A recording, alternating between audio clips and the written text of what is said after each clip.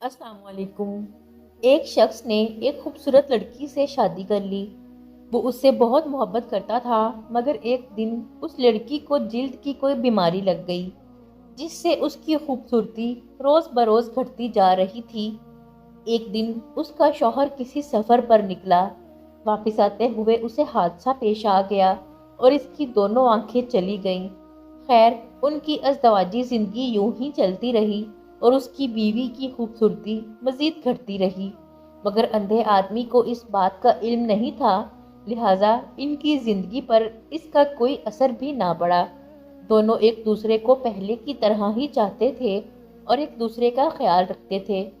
खुदा का करना ऐसा हुआ कि एक दिन उस लड़की का इंतकाल हो गया। उसका शौहर निहायत गमगीन था। उसने अपना सब कुछ फरोख्त कर डाला और इस शहर को छोड़कर किसी दूसरे शहर जाने लगा। तो जाते हुए एक शख्स ने पीछे से आवाज़ दी और कहने लगा, अकेले कैसे जाओगे? अब तक तो आपकी बीवी आपकी मदद करती थी, आपका ख्याल रखती थी और आपकी आंखें बंद रहीं।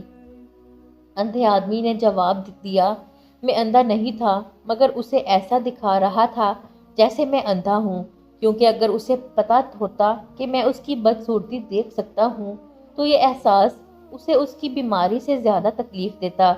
इसलिए मैंने अंधा रहना ही मुनासिब समझा। वो बहुत अच्छी बीवी थी, मैं बस उसे खुश रखना चाह रहा था।